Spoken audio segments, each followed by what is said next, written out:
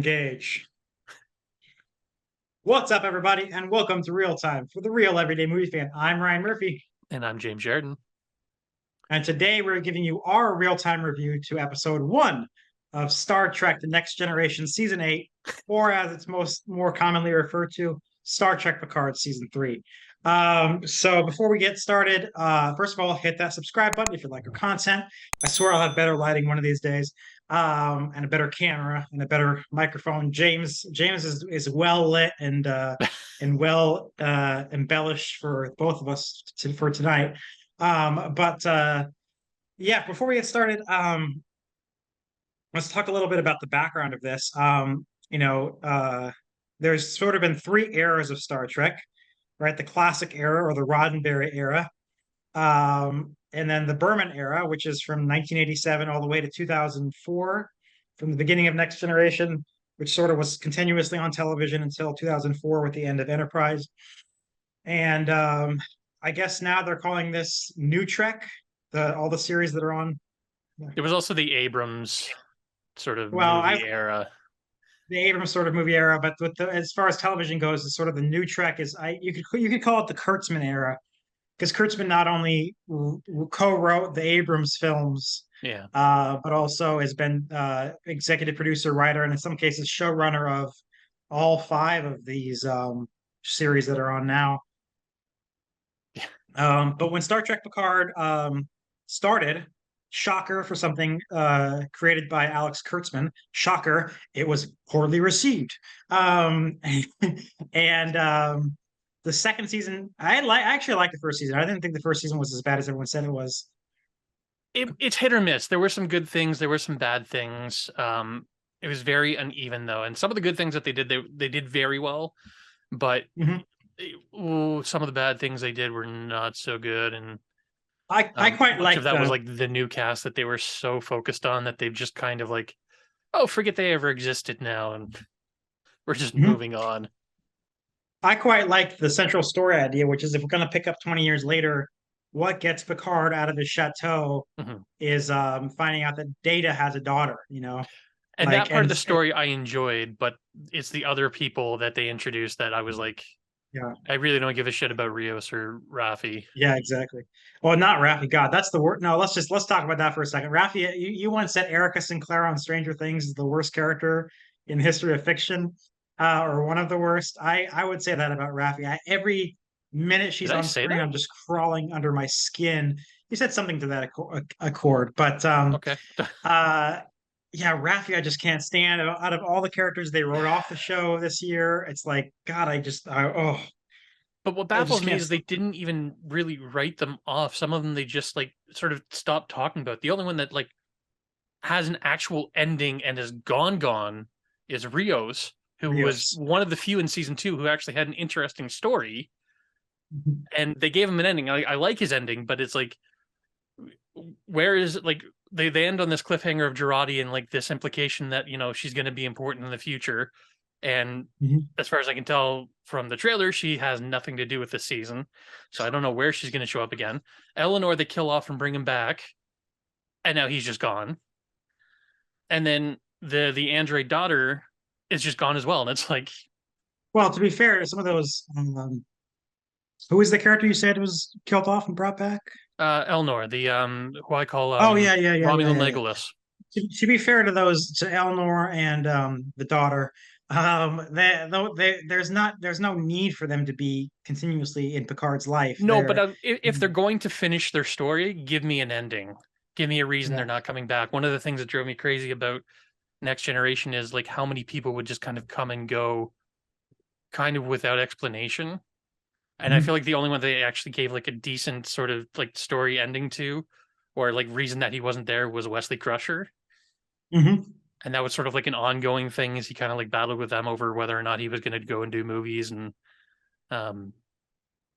like Pulaski just completely disappears. I don't think they even mention her again for the rest of the series, just gone. And it's like, that was always a pet peeve of mine with that. And it's kind of annoying with this one, but that said, I'm glad to move on. I'm glad that we're moving on to more familiar cast members.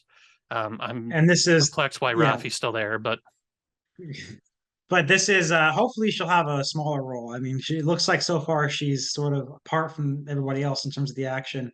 But at any rate, the big thing is that the people behind the camera have been talking about how, oh, don't worry if you didn't like the first two seasons, because this is going to be a pivot. This is going to be this is going to be a game changer. I know Terry Matalas was one of the two. Now, I said I didn't mind season one. Season two was abhorrent. Season two had 8 different storylines going on at once. It was like, what the hell am I even watching here? And ends with someone saying to the Borg Queen, well, why don't you try it this way? God, I never thought about that. Let's do it. I'll be nice. And yeah, so but Terry Matalas was one of the showrunners last season and is the sole showrunner this season. And but anyway, the whole selling point of the season, like the big hype, is that it's bringing back the entire cast of the Next Generation, and with Brent Spiner playing Lore, but still Brent Spiner's there. But to me, that's the selling point. And to me, I said this on Facebook.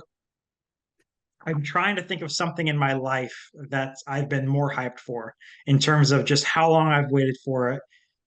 I mean, you know what this is, right? You know what this is? This is your afterlife. This is your Ghostbusters afterlife. I waited all those years for that movie to come out. This is your version of that. I saw Brent Spiner in 2010, and asked him, this is on camera. Yeah, I can show the clip. Yeah, so roll tape. I don't really like talking about happenings. I don't know what, I think we're done. I would love to see us come back, but I think it would have been better just like about 5 years ago when we still look like young people. And as you can see, he says, I think we're done in 2010 to me. And that was, so I'm sure he's thrilled to be wrong. The other thing is that the going to many conventions and, hearing them all talk, you get a very great sense of the extraordinary kinship between of the 7 members of the cast. These guys are like it's probably the record for like the most any cast of anything has ever come together. Like we hear stories of how the cast of this movie got along real well, great, or the cast of this show got along real well, great. But these guys always talk about not only did they love each other, did they have so much fun on set, it was the best time of their lives, but that they're all still, after 30 years, still in contact, still friends, and still in love with one another. And so when like Marina Sirtis was on the documentary talking about for this season, talking about, well, of course, we just were really happy to work together again. Hearing that after everything else I've heard over the years, it's like, well, of course she was going to say that. I could have predicted she was going to say that. That's what they've all been saying. I've been hearing them say at conventions for ages, that they all just want to. She said, I miss my friends. I want to see them, more often. Also left off on kind of a bittersweet note with the last film not performing well, not being well received, and kind of ending on sort of a dour note with, the spoiler death of Data. So like them coming together for something that feels a little more positive is probably a little more exciting for them. So 20 years, I've been waiting for it. Here it is. But let's go ahead with you, James, first. What are your thoughts? I don't know if you were as hyped for this as I was, but what are your thoughts on Star Trek Picard 3.1? I'm not as much of a Trek fan as a lot of my fans are, or a lot of my friends are. But I grew up with Trek as well. Like I was, prime age for TNG, and transition into a little bit of Deep Space Nine. Wasn't a huge fan. Watched some Voyager. I loved Enterprise. I know the fandom hates it, but it meant a lot to me. And then around the time of the Kurtzman Abrams films, they really lost me. I know everyone loves the first one, but I just couldn't get over certain aspects of it. It felt like most of the actors were just doing like impressions of the characters, not actually embodying the characters. And that kind of never sat well with me. Some of the story points anyway. So when Picard was announced, the look of it, the feel of it felt like, okay, we're going back to old Trek, but with a new sort of updated look. I'm excited to see where all this goes. Like I said, season 1 was hit or miss, a lot of good things, some not so good things. Season 2 was I wasn't a fan. And going into this, like season 2 ended basically on the announcement of season 3. We're doing the full TNG cast, and everyone who I knew who hadn't watched season 2 yet was all excited for it. I'm like, you haven't even seen the season. You don't know what's going on. So I was a little hesitant because of season 2. I love this cast. I love seeing them together.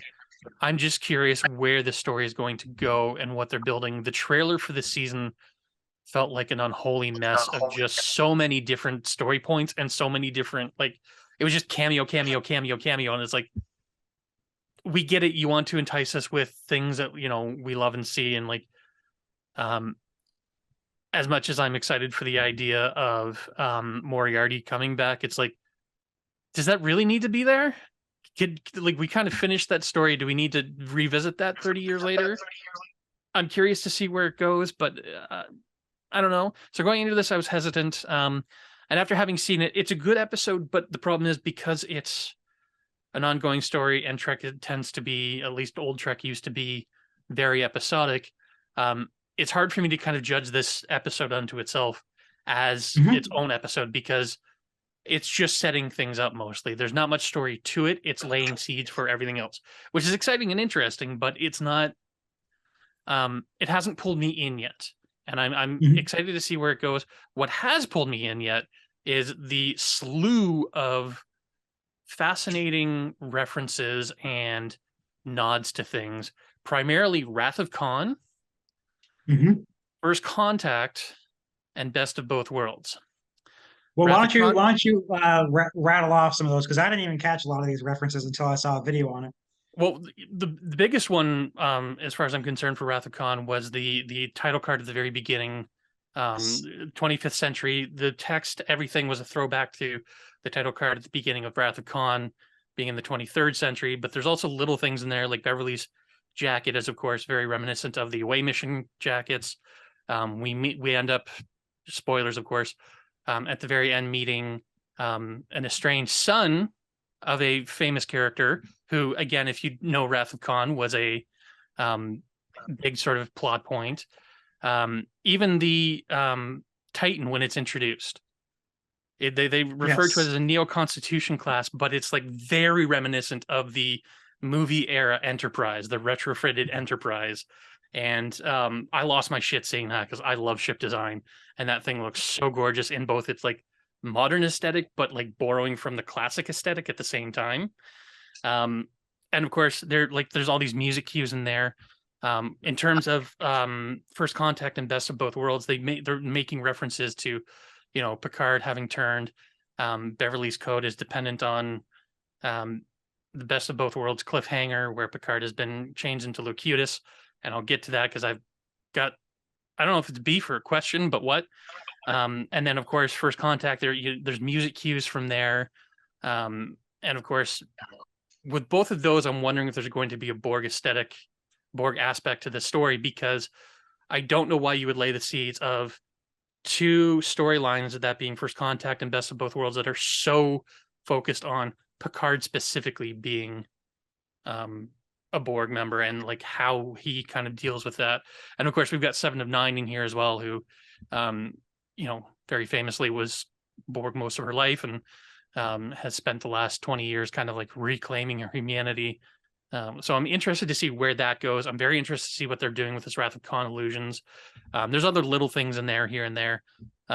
But that's the stuff that grabbed me, was like, I think that they're leaning into evoking those same ideas by bringing in all these elements. And I'm interested to see where that stuff goes, as opposed to like just this idea of like Beverly being in trouble, and, you know, Picard has to go out and find her and bring people with him, kind of reunite the band, so to speak. Like that doesn't grab me nearly as much. We know what's going to happen, but it's like, it's not, to me, that all that enthralling at the moment. It's what these thematic elements mean and what that's going to lead to. That's, you know, got me excited. Yeah.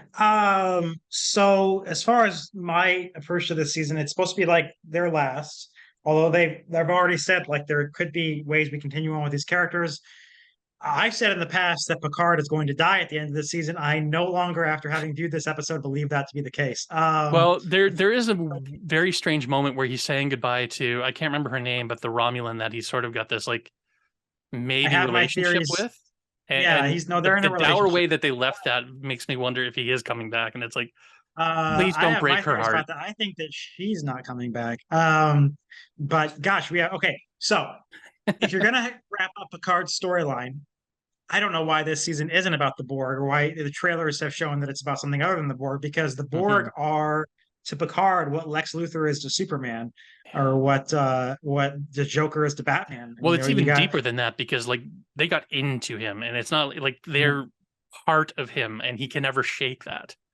yeah.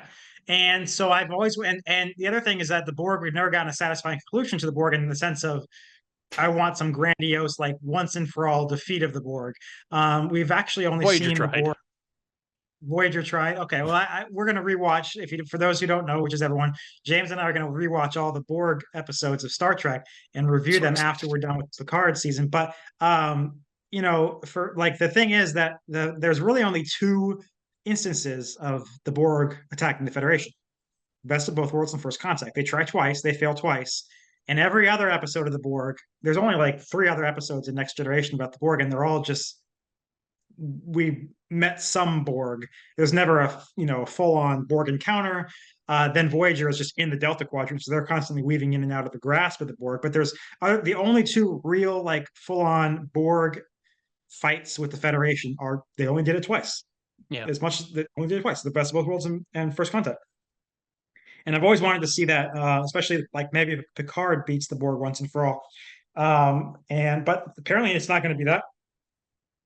Apparently, this character played by Amanda Plummer, Vadic, we don't know anything about, but she's going to be the villain, which it is in itself a reference, considering her dad was a great Trek villain in his own right. 40, no, not 40, 30 years, no, yeah, 30 years ago. But so it's kind of like past, like it's a thing. But going into the season, that was my concern. The other thing is that as many good reviews as there have been about this season, I read a scathing review. I just read an awful review from this guy who was talking about how, like, imagine if they brought back Friends. Yeah, everyone likes Friends. They brought back Friends, but Joey's a drug addict.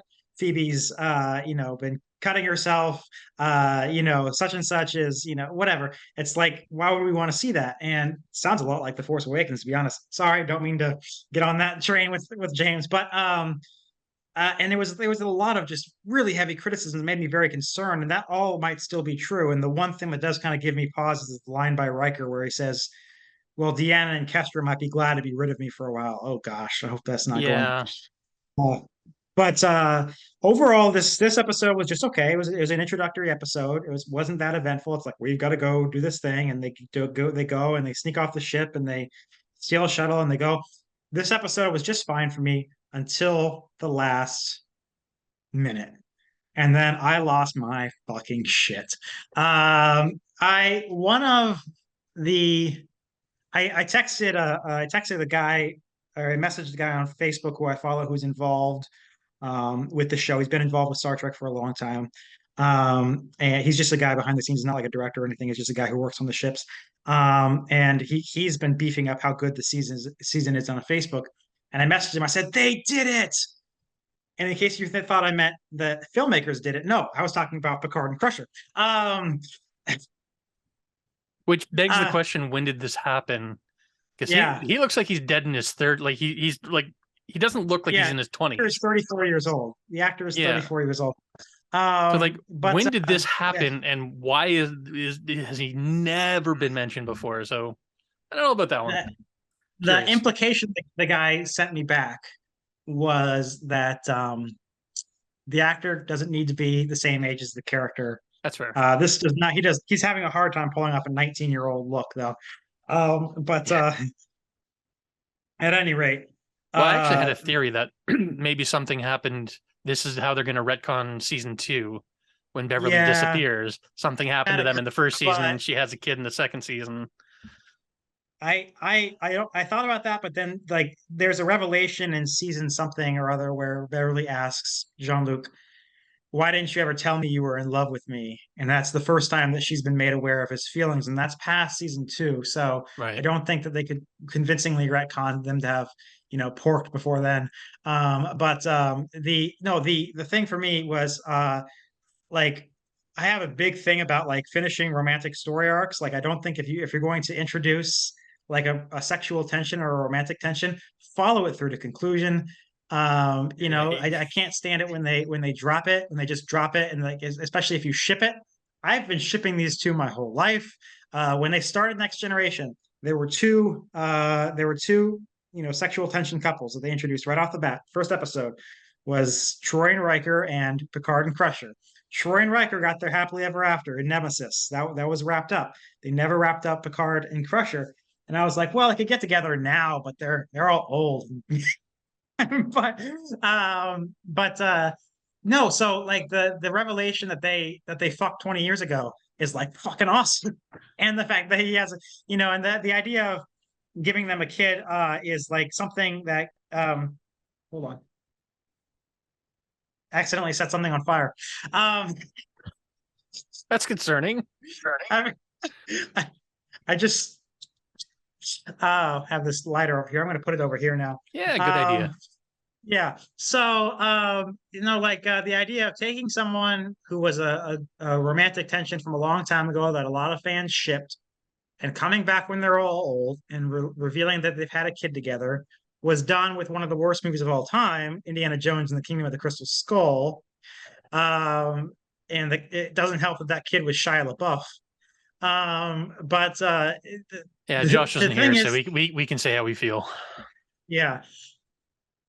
No, I just love the fact that Picard and Crusher got together 20 years ago and had a kid. And I think so. I felt like this is what was going to happen because there was a montage that they made for a little half-hour documentary about the season.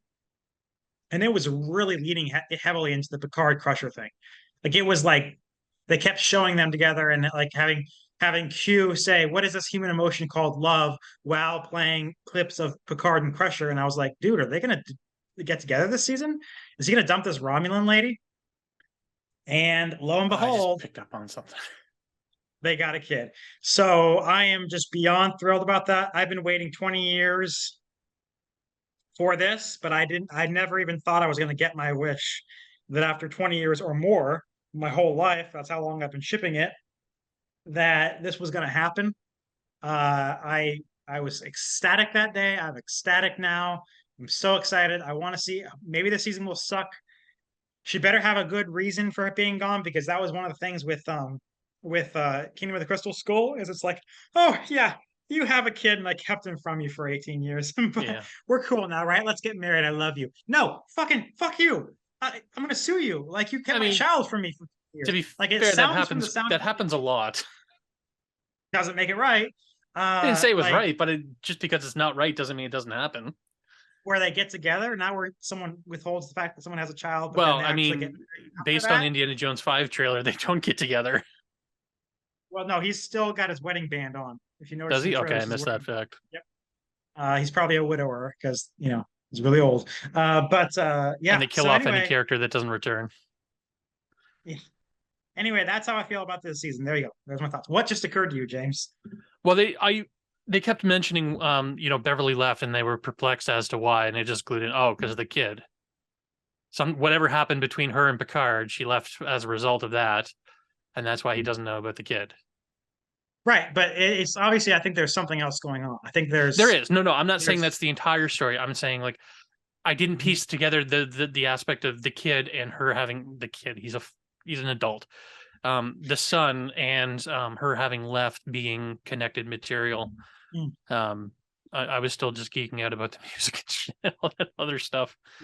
So you were geeking out about the music. I was geeking out about the character, the romantic character arc. So yeah. See, unfortunately, Crusher and Picard always felt forced to me. I never felt like it was actually kind of an earned story point in that. Whereas like with Deanna and Riker, like it was well established and it was like an ongoing plot line where like Picard and Crusher always felt like there were furtive glances and then one episode where they kind of confessed each other's feelings and then like nothing happened.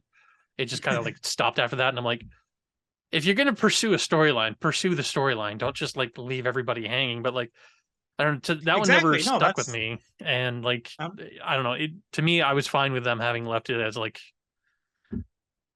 to me, it always read like, he loved her, but his best friend was her husband. And it's like, that was forbidden territory. And after he died, like there was nothing that he could do about it. Cause it's like, I can't, step on this man's grave. I respect him too much kind of thing. So they always, whatever will they, won't they kind of thing happen. He was like too honorable a man to actually follow through on anything. So I was fine with them kind of leaving it at that. Yeah, in the episode, he was the one that at the end of the episode was like, "Well, maybe we should do something about it," and she's like, "Nah." So he got friend zoned. He was too honorable of a man, but once it was out in the open, you're like, "Well, we should fuck, don't you think?" And why she was like, "Nah." But no, I had a thought. Now it's by the way, the other thing is technically we don't know that he's his son. Yeah, but I think that's the implication, though. Yeah, no, obviously every fan knows which way the wind is blowing. Well, my only other thought is that they might be doing a reversal, because we know that's the story within Wrath of Khan was, and this is your son, and they spark up a relationship again, and then she disappears. No, they never got back together in that movie. There was sexual tension between them, and they were like moving towards that, and then she just disappears because now he's gonna go play with whales, and meet another woman. I mean, that's the plot. So I think they could possibly even do a sort of like fake out that it's not actually his son, but he's gonna think it's his son kind of thing. Yeah, but James, no. And also, but that still gives you your romantic story, because that still means they would have fucked, because if they hadn't fucked, he wouldn't have any reason to think it's his son. So you still get your story. But you also always do this where you are so skeptical. Like in Mandalorian, they showed Boba Fett back from the dead, and we were like, it's Boba Fett, and you were like, but is it? And we're like, yeah. And it's like, no, but is it? And we're like, yeah. And you were until we actually have confirmation, I'm willing to leave things open. I'm also the one who said that you guys were absolutely fucking adamant that Grogu was going to die at the temple, and that was the end of the story. And I said, no, they're going to bring him back for season 3. They brought him back even before season 3. So some of my predictions turn out all right. Okay. Okay. All right. Well, unless you have any further thoughts. Yeah, there's one more thing that kind of, maybe you can explain it to me or rationalize it in a way, but there's a moment where Beverly sends him a message with the coordinates of where to find her ship and all that stuff.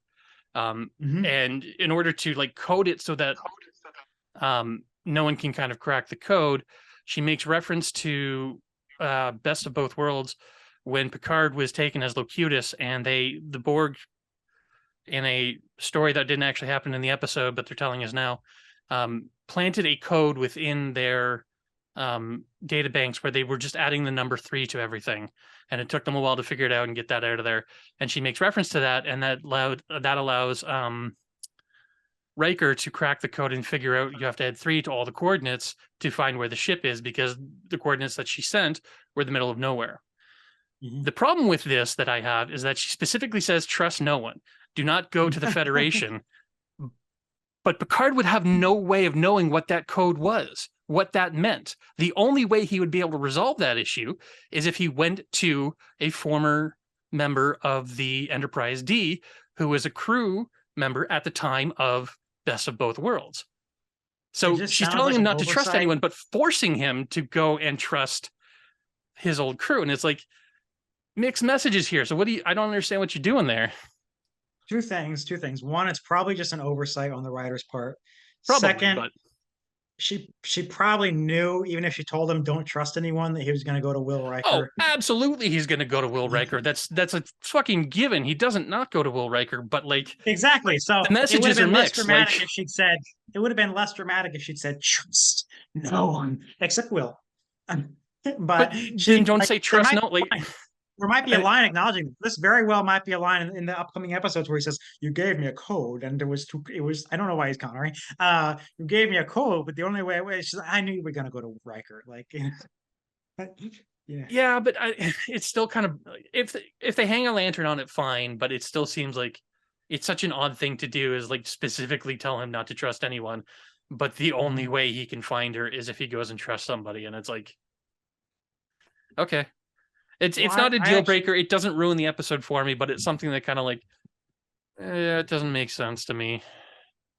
Well, the other thing that I want to talk about is I do think this might be a great season. I am a little concerned that it is so Wrath of Khan.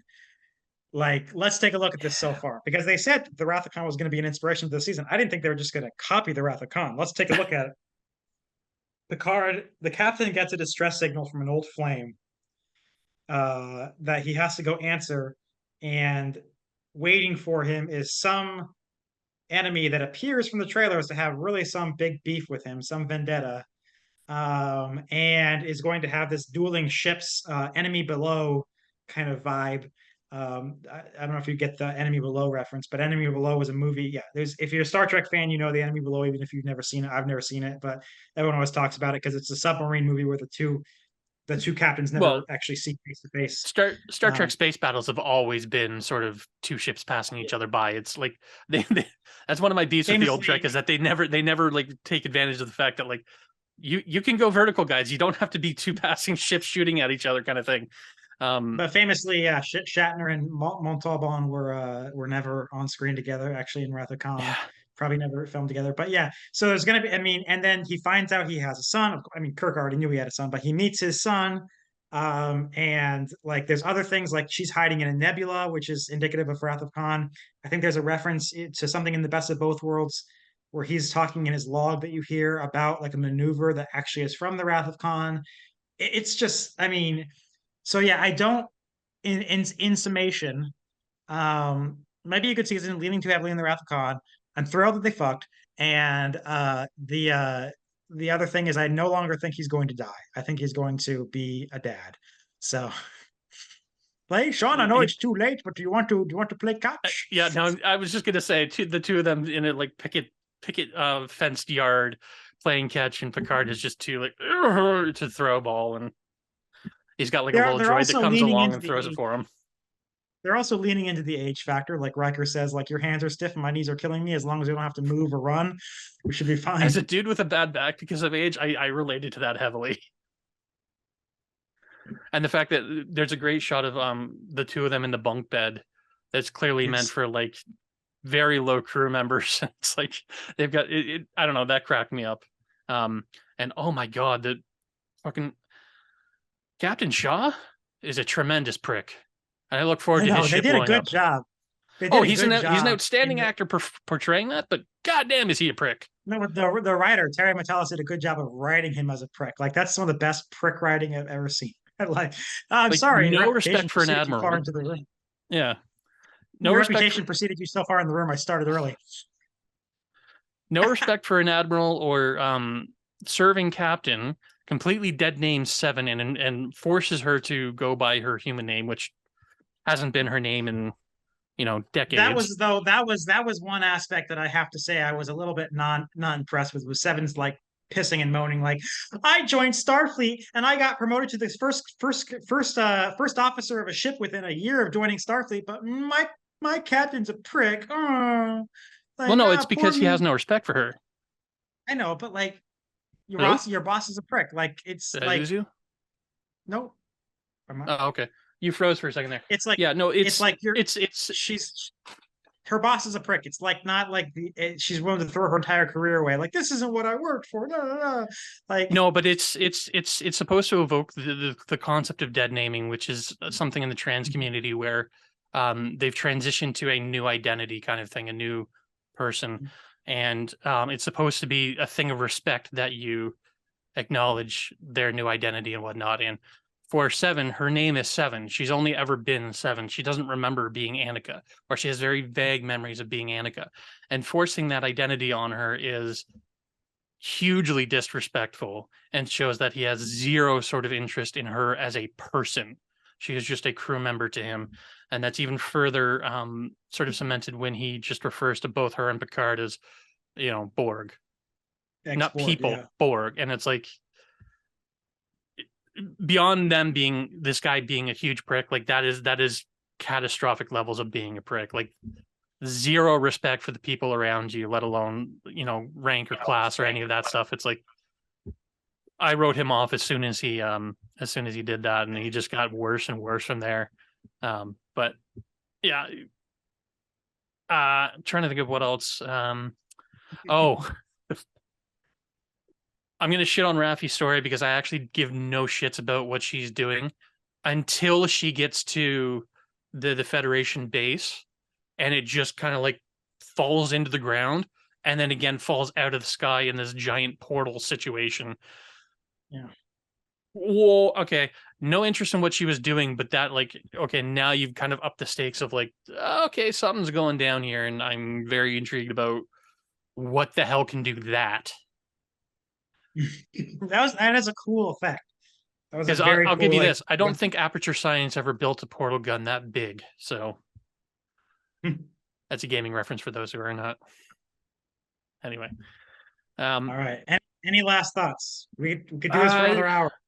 Yeah, trying to go through little things here and there that I'm intrigued by. Meeting LaForge's daughter in the same way we met Sulu's daughter. That was kind of an interesting little throwback to one of the worst Trek movies. I like Generations. I know it's not the best one, but I find it delightful and enjoyable. The same way I find 3 to be at least entertaining. I know people hate 3, but 3. No, I think 3 is the best out of the odd number films, easily. I think I like Generations more than 3, but I like both of those.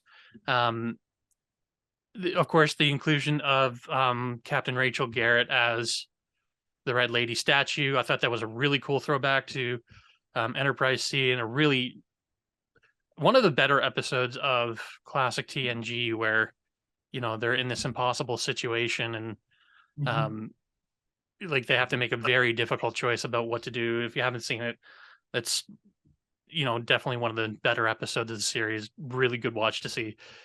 Really good episode to see. All kinds of little references here and there to all kinds of things. I'm disappointed that they are already discontinuing or decommissioning the Enterprise F. We've only just gotten to meet it, and it's already being decommissioned. I'm like, now, are you getting this from a video, or did you notice this like all on your own? It's in the credits. There's a picture. There's a picture of the ship, and below it says being decommissioned.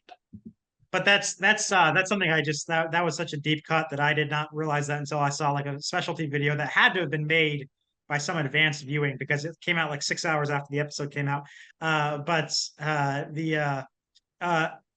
thrilled we didn't even talk about that. I'm thrilled that we're getting an Enterprise F. We're getting another Enterprise. It's fucking awesome. But why are we not on the Enterprise? If we're getting the Enterprise crew together, why are we not on the Enterprise? We're gonna be. Don't write it off. Don't write it off yet. So. We know it's going to make an appearance. If the cast of the Next Generation ends up on the Enterprise F, I'm going to lose my fucking mind. So that'll be the Star Trek 3 reference when they steal the Enterprise. They're decommissioning the Enterprise and they steal the Enterprise. But also, if they decommission it and then we get an Enterprise G, it's gonna be fucking awesome. Maybe, I don't know. Because we've gotten to know every other Enterprise except for F, and F is just like a deep pull from a video game that was like a fan design, and it's like we've never gotten to see it, and all of a sudden we're finding out it's being decommissioned. So on the idea that they might do like a Star Trek 3 and the Enterprise crew steal the Enterprise, it's like, okay, I'm kind of down with that because that's fun old school shit. Yeah. Yeah. All right. I think that'll do us for today, folks. What did you think of Star Trek The Next Generation 8.1?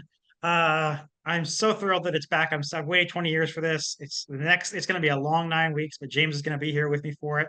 Leave your comments in the section below. And as always, folks, thank you for keeping it real. With ReelTime.